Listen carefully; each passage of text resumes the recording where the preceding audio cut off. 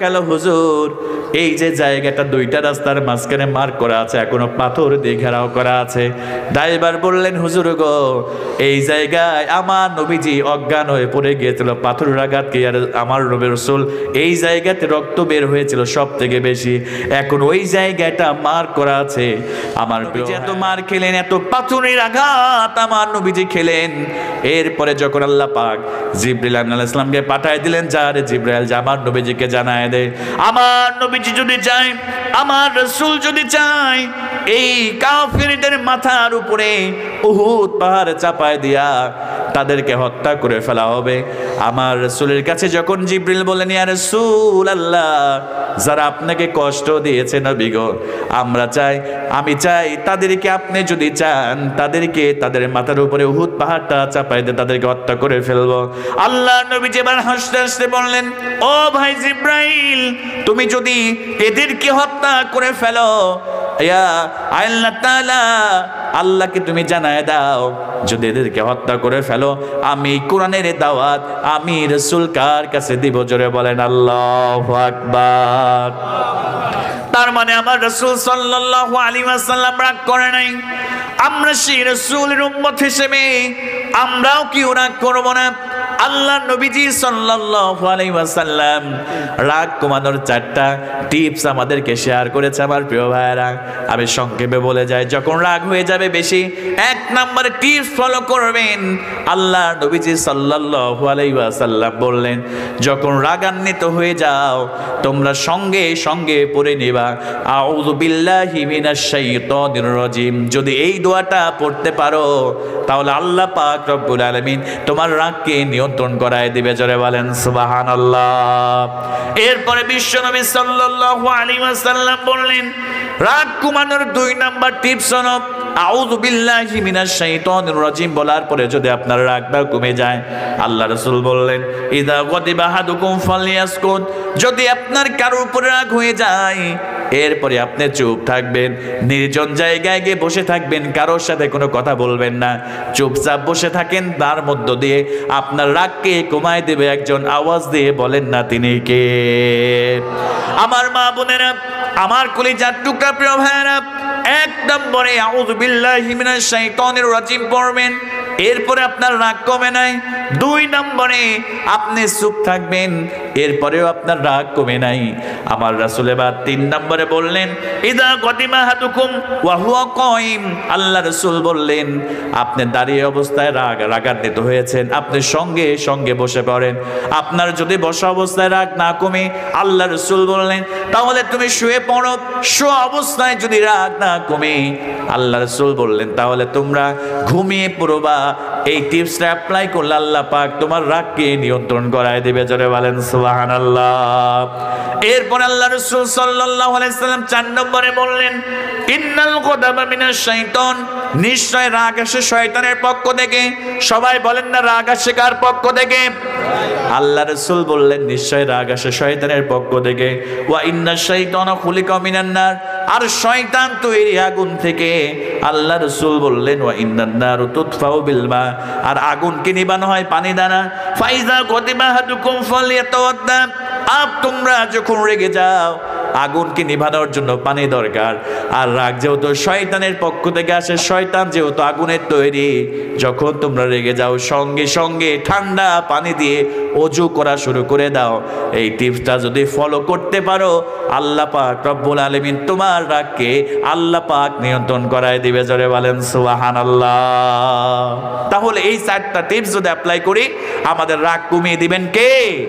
তাহলে জান্নাতি বান্দা বান্দীদের 1 নম্বর গুণ হচ্ছে তারা দান করবে। সবাই বলেন তো, তারা কি করবে? আর 2 নম্বরে তারা রাগকে নিয়ন্ত্রণ করবে। মনে থাকবে তো ইনশাআল্লাহ?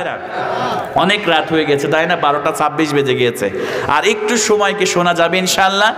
তাহলে 5টা গুণের মধ্যে শুনলাম কয়টা? বলেন না, শুনলাম কয়টা? 1 নম্বরে দান করতে হবে। 1 নম্বর সবাই বলতে হবে, 1 নম্বর মাশাআল্লাহ। 2 নম্বর রাগ নিয়ন্ত্রণ করতে হবে। 2 নম্বর রাগকে নিয়ন্ত্রণ করতে হবে। মনে থাকবে ইনশাআল্লাহ? মুখস্থ করে নিয়ে যাইতে হবে, কারণ কালকে যাতে করে মানুষকে বলতে পারেন যে কালকে এই বিষয় থেকে আমরা আলোচনা শুনেছি। বলা যাবে তো ইনশাআল্লাহ? ইনশাআল্লাহ। আমার প্রিয় ভাইরা, এবার আসেন তিন নম্বর জান্নাতি বান্দা বান্দীদের গুণাবলীর কথা আল্লাহ পাক সুবহানাহু ওয়া তাআলা বললেন। আল্লাহ রাব্বুল আলামিন বলেন, আল্লাযীনা ইউনফিকুনা ফিস সাররাই ওয়াদ দাররাই ওয়াল কাযিমিনাল গায়যা ওয়াল আফিনা আনিন নাস। জোরে বলেন আল্লাহু আকবার। আল্লাহ রাব্বুল আলামিন বললেন, আমার জান্নাতি বান্দা বান্দীরা শুধু দান করবে না, আমার জান্নাতি বান্দা বান্দীরা শুধু রাগকে নিয়ন্ত্রণ করবে না, আমার জান্নাতি বান্দা বান্দীদের 3 নম্বর কোয়ালিটি হলো, 3 নম্বর গুণাবলী হলো, তারা মানুষকে ক্ষমা করার নীতি তারা অবলম্বন করবে। যারা বলেন সুবহানাল্লাহ। আমার মুসলমান ভাইয়েরা, এজন্য মানুষকে ক্ষমা করার নীতি অবলম্বন করেন। মানুষকে যদি আপনি ক্ষমা করে দেন, আল্লাহ রাব্বুল আলামিন আপনার সম্মানকে, আল্লাহ পাক রব্বুল আলামিন আপনার মর্যাদাকে আল্লাহ পাক আকাশচুম্বী করে দিবেন। জোরে বলেন সুবহানাল্লাহ।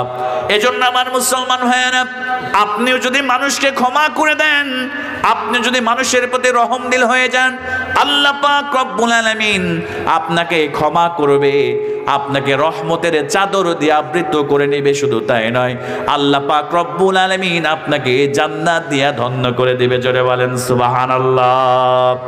আমার মুসলমান ভাইয়েরা, ছোট্ট একটা উদাহরণ আপনাদের সামনে পেশ করতে চাই। মানুষকে ক্ষমা করলে আপনি ভালো থাকবেন, আপনার হৃদয়টা ভালো থাকবে, আর আল্লাহ পাক রব্বুল আলামিন আপনাকে কেমন করে জান্নাত দিয়ে দিবে ভালো করে লক্ষ্য করেন। আল্লাহ নবীজি একটা মাজলিসের মধ্যে বসে আছেন।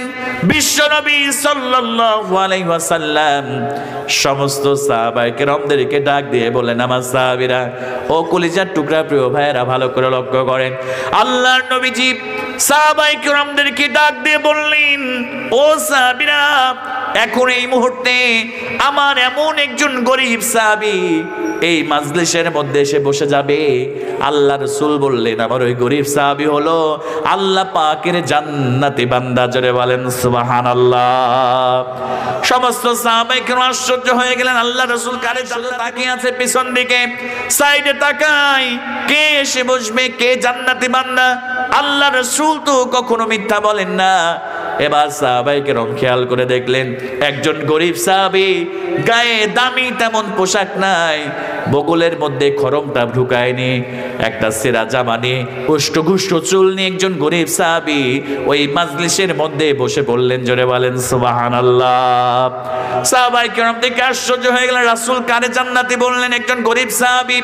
বিশ্বনবী সাল্লাল্লাহু আলাইহি ওয়াসাল্লাম কিছুদিন পরে আর একটা মাজলিসের মধ্যে আল্লাহ নবীজি বললেন, এই মুহূর্তে আমার এই মাজলিসে এমন একজন সাহাবী বসে পড়বে, ও আমার সাহাবীরা, এইটা হলো আল্লাহর জান্নাতি বান্দা। জোরে বলেন সুবহানাল্লাহ। এবার সাহাবীরা তাকিয়ে আছেন, কে এসে বসে যায়? এবার সাহাবীরা আশ্চর্য হয়ে গেলেন। আল্লাহ নবীজি প্রথম দিন যারা জান্নাতে বলেছে, ওই একই সাহাবী কিছুক্ষণ পরে মাজলিসে বসে গেলেন। সাহাবায়ে কেরামরা অত্যন্ত আশ্চর্য হয়ে গেলেন। আল্লাহ রাসূল একজন ব্যক্তিকে 2 দিন জান্নাতে বলে ঘোষণা করলেন। কিছুদিন পরে আমার নবীজি সাল্লাল্লাহু আলাইহি ওয়াসাল্লাম আরেকটা মাজলিসের মধ্যে বললেন, আমার একজন সাহাবী সেখানে বসবে, আল্লাহর জান্নাতি বান্দা হলো সে। এবার সাহাবায়ে কেরাম আশ্চর্য হয়ে গেলেন। আবার তৃতীয় দিন একই সাহাবী ওই মাজলিসের মধ্যে এসে বসে পড়লেন। জোরে বলেন সুবহানাল্লাহ। এবার সাহাবায়ে কেরামদের মধ্য থেকে সবথেকে বেশি আশ্চর্য হলেন আব্দুল্লাহ ইবনে আমর ইবনুল আস রাদিয়াল্লাহু তাআলা আনহু। এবার তিনি ওই সাহাবী কি এমন স্পেশাল আমল করে এইটা দেখার জন্য তার বাড়িতে চলে গেলেন। তার বাড়িতে যাওয়ার পরে বললেন, ভাই, আপনার বাড়িতে আমি 3 দিন মেহমান হতে চাই। আল্লাহ রাসূলের সাহাবী বললেন, কোনো সমস্যা নাই। আব্দুল্লাহ ইবনে আমর ইবনুল আস রাদিয়াল্লাহু তাআলা আনহু তার বাড়িতে গিয়েছেন সেই স্পেশাল কোন আমল করে এটা দেখার জন্য। আমার প্রিয় ভাইরা, একদিন চলে যায়, হযরত আমর ইবনুল আস রাদিয়াল্লাহু তাআলা দেখলেন ওই সাহাবীর কোনো স্পেশাল কোনো আমল নাই। 5 ওয়াক্ত নামাজ মসজিদে পড়ে, সকাল বিকেল কোরআন পড়ে, সকাল সন্ধ্যা জিকির করে, তাহাজ্জুদ পড়ে, এর থেকে আর এক্সট্রা কোনো আমল নাই। দ্বিতীয় দিন দেখলেন একই আমল করে, এর থেকে বেশি কোনো আমল নাই। তৃতীয় দিন দেখলেন একই আমল করেন, বেশি কোনো আমল নাই। এবার আব্দুল ইবনে আমর ইবনুল আস রাদিয়াল্লাহু তাআলা ডাক দিয়ে বললেন, ভাই আপনার বাড়িতে এসেছিলাম, আল্লাহর নবীজি একদিন নয়, 2 দিন নয়, 3 দিন আপনাকে জান্নাতি বলে ঘোষণা দিয়েছেন। আপনি কি এমন স্পেশাল আমল করেন ওইটা দেখে আমি আমল করতে চাই, এজন্য তো আপনার বাড়িতে এসেছিলাম।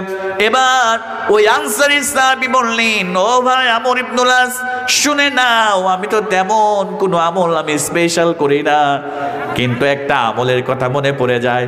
আমি যখন রাতের বেলা ঘুমাতে যাই, ও ভাই শুনে নাও, আমারে প্রত্যেক দিন কে কটু কথা বলেছে, আমারে কে আঘাত করেছে, আমারে কে বকা দিয়েছে, আমারে কে কষ্ট দিয়েছে, আমি সব কিছু ভুলে যাই।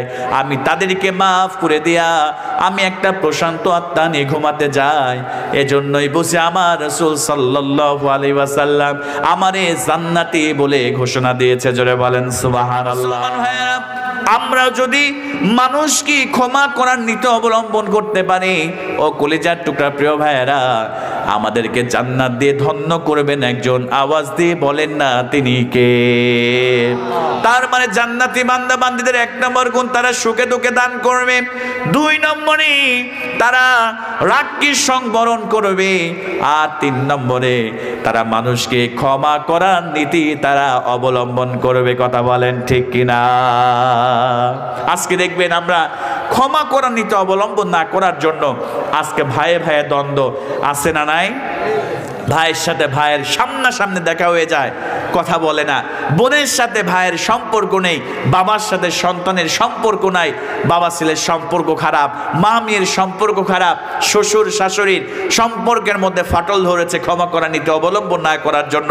আপনি যদি মানুষকে ক্ষমা করে দেন, আল্লাহ আপনাকে ক্ষমা করবে, আল্লাহ আপনাকে জান্নাতি হিসেবে আল্লাহ কবুল করে নেবে। জোরে বলেন সুবহানাল্লাহ। এজন্য আমরা মানুষকে ক্ষমা করে দেব তো ইনশাআল্লাহ। কথা বলার কারণে ক্ষমা করে দেব তো ইনশাআল্লাহ। আপনি ক্ষমা করবেন, আপনি নিজে ভালো থাকবেন, আপনার হার্ট ভালো থাকবে, আপনার হার্ট সুস্থ থাকবে। আর যত মানুষের প্রতি হিংসা বিদ্বেষ খারাপ লাগা পোষণ করবেন, আস্তে আস্তে আপনার স্ট্রোকের ঝুঁকি কম বাড়াবে, আপনার হার্ট অ্যাটাকের সম্ভাবনা আরো অনেক গুণ বেড়ে যাবে। কথা বলে ঠিক কিনা? এজন্য মানুষ যখন আপনাকে কষ্ট দিবে, আপনাকে আঘাত করবে, আপনি তাকে ক্ষমা করে দেন। ক্ষমা করে দিলেই আল্লাহ আপনাকে ক্ষমা করবে, আর জান্নাতি হিসেবে আপনাকে আল্লাহ কবুল করে নিবে। জোরে বলেন সুবহানাল্লাহ। তাহলে জান্নাতি বান্দা বান্দীদের 1 নম্বর গুণ, তারা সুখে দুঃখে দান করবে। 2 নম্বরে আমার প্রিয় ভাইয়েরা, 2 নম্বরে জান্নাতি বান্দা বান্দীদের আমল হলো, গুণাবলী হলো, তারা রাগকে সংবরণ করবে।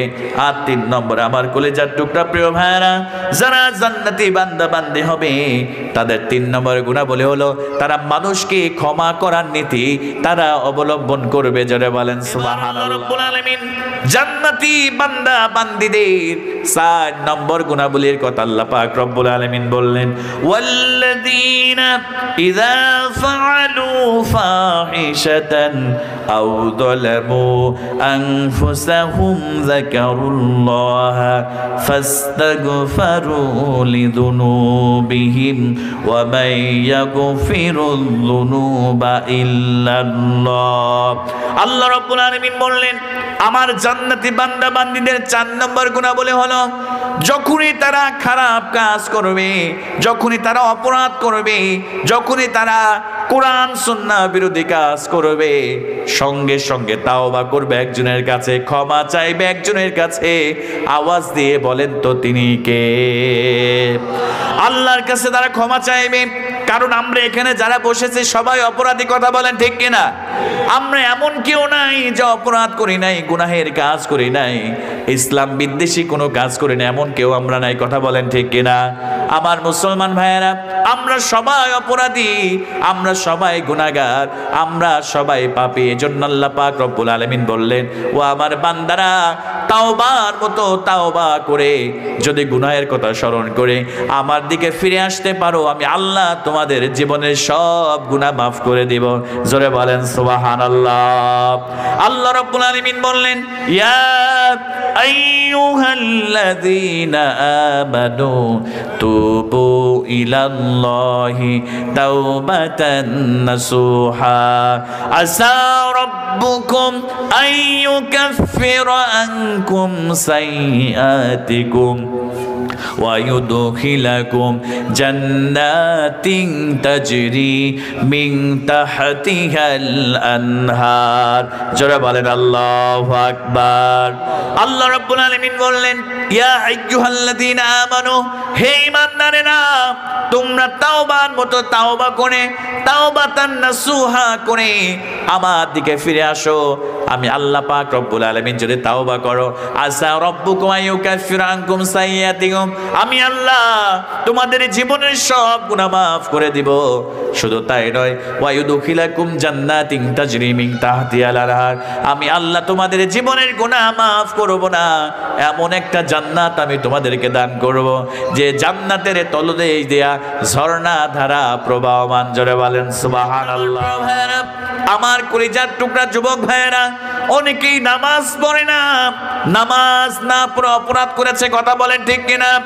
অনেক যুবকেরা এই যে মোবাইল ফোন আছে, আমার এই যুবক ভাইয়েরা এই মোবাইল ফোনের মধ্যে ফ্রি ফায়ার খেলে, পাবজি খেলে, এই মোবাইলের মধ্যে অশ্লীল সিনেমা দেখে, নাটক দেখে, পর্নোগ্রাফি দেখে, এরকম যুবক আমাদের সমাজের মধ্যে আছে না নাই? আমাদের যুবকদের যত রাত হয়, যুবকেরা তত গুনাহের দিকে ধাবিত হয়, কথা বলেন ঠিক কিনা? বাবা যখন ঘুমিয়ে যায়, মা যখন ঘুমিয়ে যায়, বোন যখন ঘুমিয়ে যায়, ভাই যখন ঘুমিয়ে যায়, যুবকেরা ঘরের লাইট অফ করে দিয়ে, দরজা জানালা বন্ধ করে দেয়া, এই মোবাইলের মধ্যে যুবকেরা পর্নোগ্রাফি দেখে, অশ্লীল সিনেমা দেখে, এরকম যুবক আমাদের সমাজের মধ্যে আছে না নাই?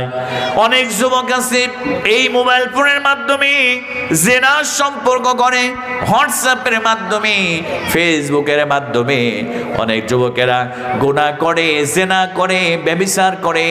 ও যুবক, কলিজার টুকরা প্রিয় ভাইয়েরা, তোমার আল্লাহ পাক রব্বুল আলামিন তোমারে কত মহব্বত করে, তোমার আল্লাহ রব্বুল আলামিন তোমারে কত ভালোবাসে।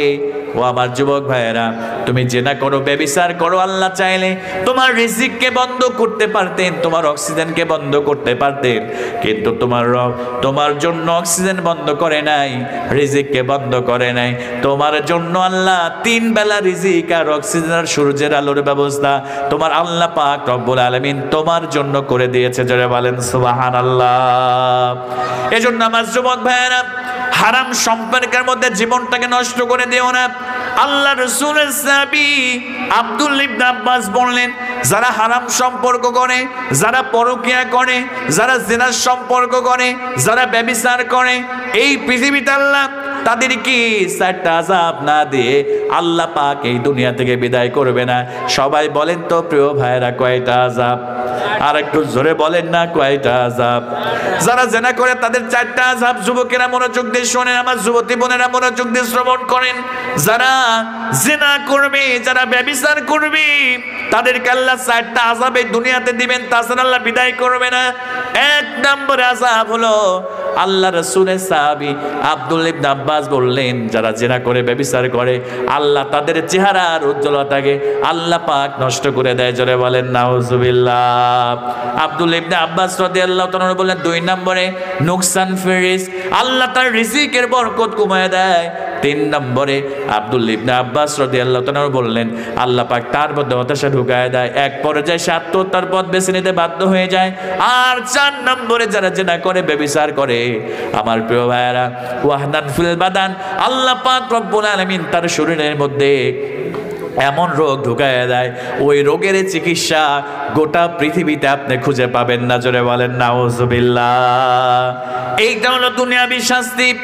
আর পরকালী আল্লাহ পাক জাহান্নামের শাস্তি আপনারে দিবেন। আল্লাহ রাসূল যখন মিরাজের মধ্যে গমন করলেন, জাহান্নামের মধ্যে আল্লাহ রাসূল সাল্লাল্লাহু আলাইহি সাল্লাম খেয়াল করলেন, একটা চুলা যার মাথাটা সরু আর নিচের দিকে অনেক বড়। যারা তান্দুরি রুটি বানানোর চুলা দেখেছেন, ও প্রিয় ভাইয়েরা, দেখবেন উপরটা সরু, নিচের দিকে অনেক বড়, জায়গা স্পেস অনেক বেশি। আল্লাহ রাসূল সাল্লাল্লাহু আলাইহি ওয়াসাল্লাম এবার ওই জাহান্নামের মধ্যে খেয়াল করলেন, জাহান্নামের ওই চুলার মধ্যে দেখলেন অসংখ্য যুবক যুবতী, নারী পুরুষ উলঙ্গ অবস্থায়। আগুন যখন দাও দাও করে উপরের দিকে উঠে যায়, ওই অসংখ্য নারী পুরুষ যুবক যুবতীরা উলঙ্গ অবস্থায় ওই আগুনের সাথে উপরের দিকে উঠে যায়। জোরে বলেন নাউজুবিল্লাহ। আল্লাহর নবী সাল্লাল্লাহু আলাইহি ওয়াসাল্লাম খেয়াল করলেন, আগুন যখন নিচের দিকে নেমে যায়,